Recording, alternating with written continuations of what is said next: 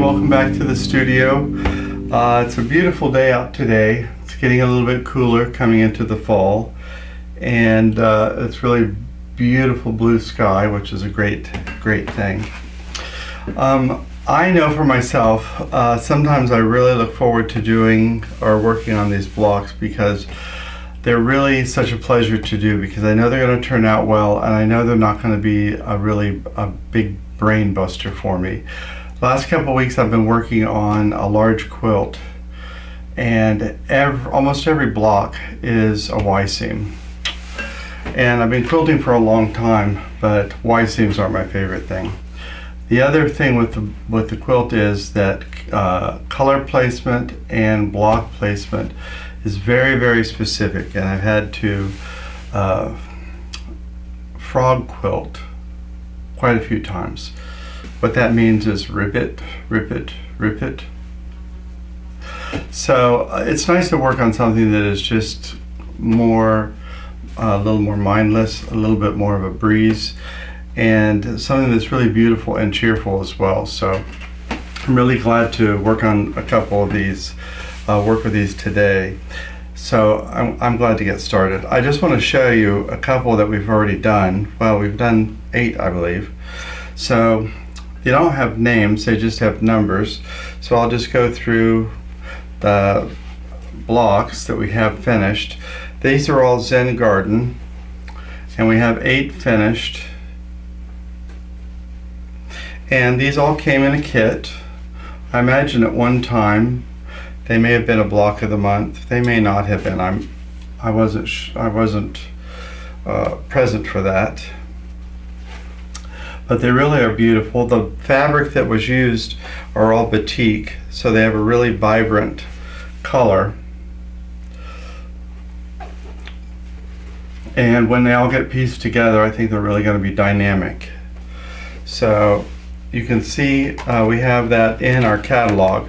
Whenever we have a sale on it, just about anything, catalogs are usually included in the sale.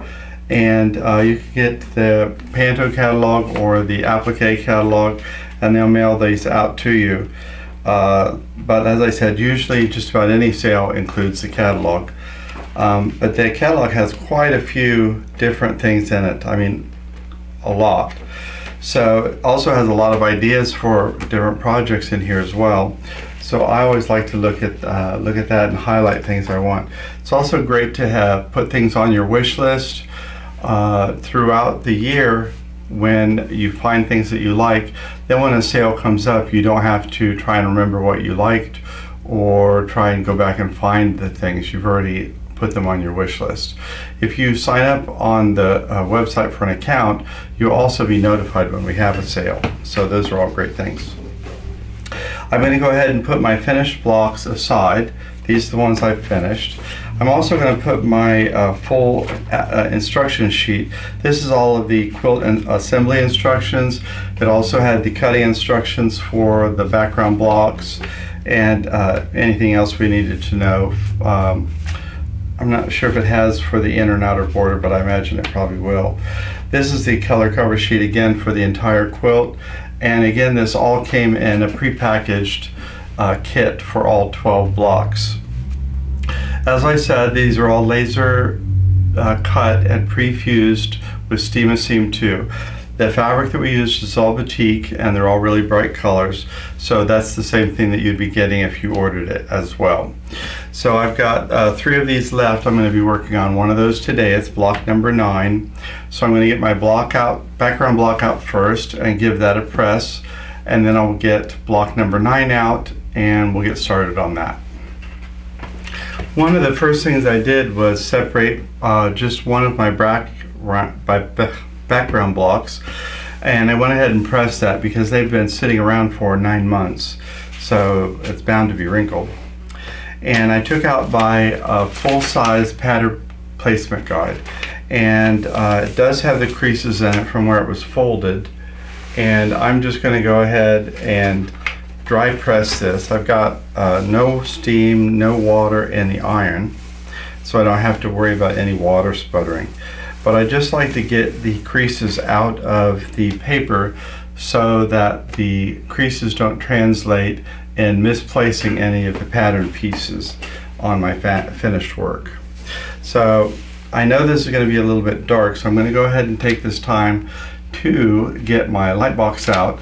And while I'm doing that, why don't you come a little bit closer? Now that you're up a little bit closer, isn't that better? You can see I have my light box out. I have my pattern placement guide underneath, and I have my background fabric block on top of the paper. What I also have in the pattern is my my color guide that will help me when there are some shapes that are very similar, but they are different colors. I can go ahead and use that to help me determine which one color goes where. There's also a full instruction sheet in there that tells you how the process works. The whole thing is peel, place, and press, and that simply means that we're going to peel the paper backing off of the applique, place it where we want it, and then when we do have it where we want it, we'll go ahead and press it with the iron and steam, by the way. And now I'm going to go ahead and pull out all of my different applique shapes, and I'm going to do that on the light box so it makes them a little bit easier to see.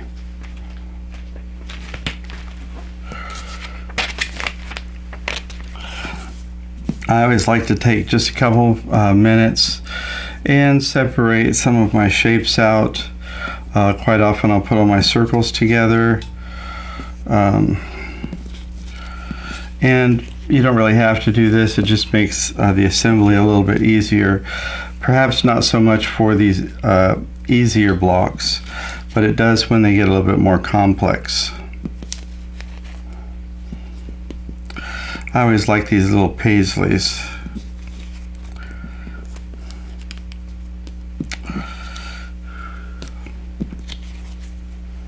And big paisleys, I guess.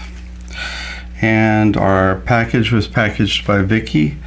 She's the one that packages the most, I think.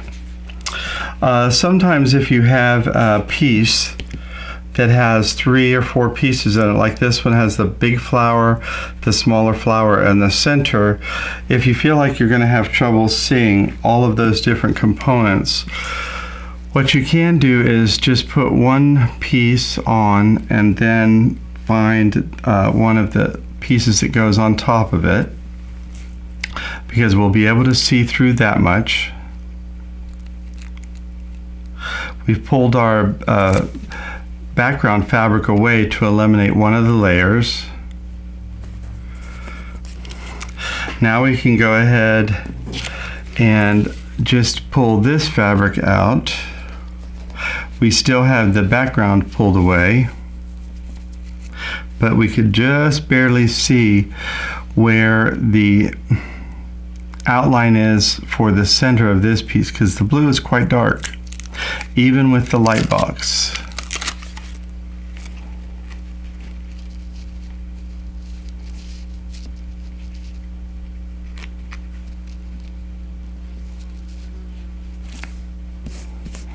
Now when it comes to putting this complex layer on the background, we don't have to worry about trying to find the placement for these other pieces, because we know they're already in place. So we can go ahead and do that now, since we've already done the other pieces.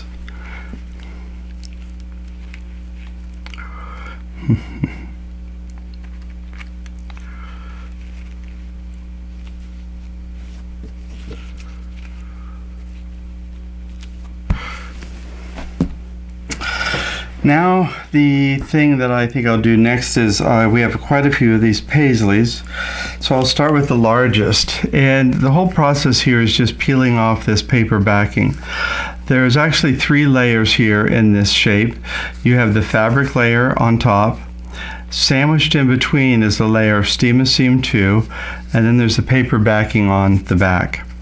And what we're doing is just going to peel the paper backing off, and you'll be able to see that shiny, sticky adhesive. That is the Steam 2. It has to be activated with moisture of some kind, just like concrete does. If you don't activate concrete with moisture, you're not going to get it to set up. It's the same with steam too. You either have to have mist or steam in some fashion when you go ahead and fuse it. That's why it's part of the name, Steam 2.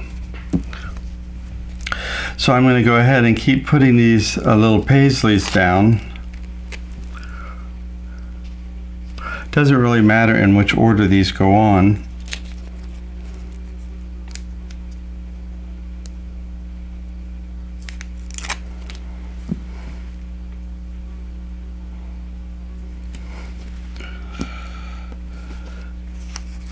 I do always like to make sure that there's a little bit of breathing room between each of the pieces, because that's the way they are in the pattern. Now, I don't think it would matter if you didn't, but I like to leave it that way.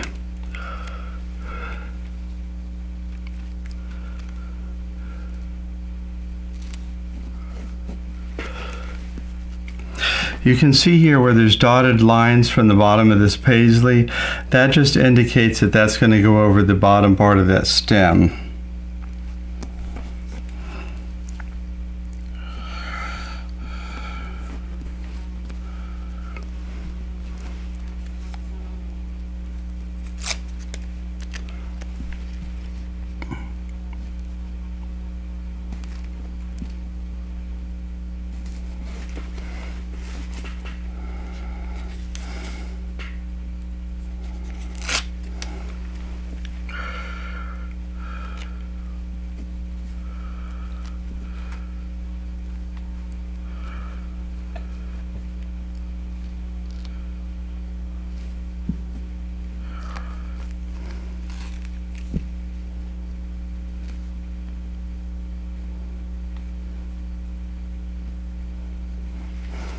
I'm more worried about these two blending together here than I am how they match up with the pattern.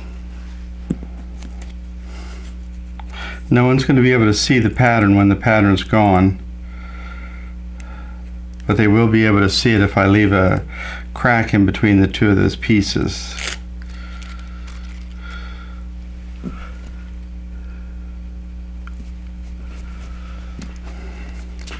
Now we just have a few little circles.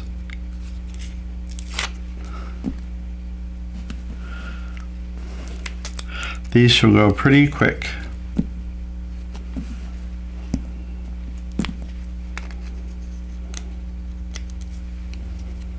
Almost, sometimes visually these circles look like they're going to be too big for the location until you get them right over the pattern, and then they seem to fall right into place.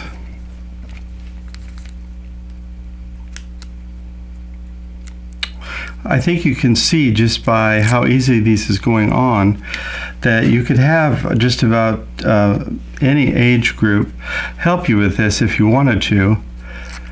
If you had very young kids, they could just use these as puzzle pieces right on the paper pattern without peeling the paper backing off. It's a fun way to have your grandkids or your nieces and nephews helping. I also have always thought it would be fun to have a group of friends working on this together. If you wanted to have a friends night out or a family night, and then you could make these blocks together as a gift for somebody. But you can see what I mean about this being a stress-free project. Just that quick, we have this whole piece done in real time. All I have to do now is replace the light box with my Teflon pressing sheet, and we can go ahead and get this block fused. We have our completed block with all the pieces in place, but you can see they're still not fused down. I can still reposition these pieces if I wanted or needed to. It's not until we fuse these with some form of steam that these will be permanently attached to the background. So I don't use steam in my iron, and there's many reasons why, but the one that's most important to me is I've ruined many irons by tripping over the cord and pulling the iron off the ironing board. I have nerve damage in my feet, and I just don't feel my feet tripping over the cord. But it usually breaks the seal on the iron, and then the iron starts leaking. If I don't put water in the iron, then the iron can never leak. So I just prefer having these little spray bottles, and I use those to just mist a project or mist the wrinkles, and then I can go ahead and iron that way. So I have misted the top of this. I'm just going to sandwich in my Teflon pressing sheet, and I'm just going to go ahead and let the heat transfer through my Teflon pressing sheet and down through all of my applique layers. So that heat does have to transfer through the top layer of Teflon pressing sheet, and then through every layer of fabric, Steam-A-Seam 2, fabric, Steam-A-Seam 2, fabric, Steam-A-Seam 2, and background. So you have to let that heat go all the way through. And I can't tell you how long that's going to take, because we all have different irons and heat settings and ambient temperatures. So you just have to play with that a little bit. There is an indication though if you have underfused, and that indication is that you're getting gumming on your needle if you top stitch or if you're quilting. We do not top stitch any of our samples. Top stitching is not a requirement of Steam-A-Seam 2. If you fuse properly at this stage, top stitching is not required. We have many things that we have fused properly, like aprons for Thanksgiving and Christmas. They don't have any stitching on them whatsoever, and they've been washed and dried numerous times, and they are still intact on the apron without coming off in any way. Regardless if you top stitch or not, you're going to get a bit of a soft edge on the edge of the applique. Just as a matter of fact, you're going to get it from just the washing, or you're going to get it from all the needle perforations as you go around the edge of the pieces. So the outcome is going to be pretty much the same, unless you're really good at top stitching, and I'm not. I don't know that it would add anything in my case. So that's totally up to you if you want to, but it's not required. Now that I have that fused from the top down, I always also like to go ahead and fuse it again, or mist it again, and I'm going to fuse it from the back. And the reason for that is because we really want to make sure that we are getting that fused properly at this stage. Another thing that I like about the Teflon pressing sheet is it protects the iron from any of the glue getting on it from the Steam-A-Seam 2, which is unlikely but possible. It protects the background fabric and the applique fabric from anything from getting on it from the sole plate of the iron. It protects the edges of the applique, because sometimes I get lazy and I just push the iron from side to side, and I have caught the edges of my applique with the edges of the sole plate, and then the applique is crinkled underneath the sole plate where I cannot see it, and it is fusing crinkled, which is not ideal. So the Teflon pressing sheet is a big plus for me. Keeps my work clean, keeps my iron clean, and it keeps the edges of my applique pristine. As long as you can see steam coming up when you've misted, you know that there's still some moisture in there, and I'm still seeing some steam coming up. So I'm just going to keep going a little bit until some of that steam dissipates.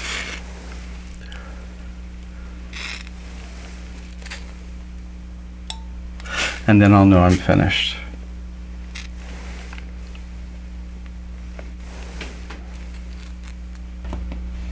Just like that, we have another block finished. This is block number 9, another beauty. And we only have 2 more to go, so we're really nearing the end on this. And I always say this, but I'm really looking forward to finishing it off. for a lot of reasons. One, I always look forward to starting new projects, and we have a lot of new projects to start here. But also, I always look forward to getting it quilted. That's the next fun thing. And to getting it ready to hang in the studio. I have a lot of things to switch out in the studio. I used to try and hang everything, but it's gotten to the point where we have too many samples, and the studio is just not big enough to hang them all. So I'm trying to do them a little bit more seasonally now. You can see we've got like autumnal stuff up at the moment. Halloween. So I like to be able to switch them out. It makes things a little bit different for me. But for a while I had everything all at once in here. So it'll be a little bit more seasonal for a while. But we only have 2 more blocks, and then we can get going on to the sashing and the borders and all of that. But I want to thank you for stopping by today. It's always fun to spend some time with you. I hope you enjoy it as well. Until we see you again next time, please take care of yourself and take care of each other, and we'll see you next time.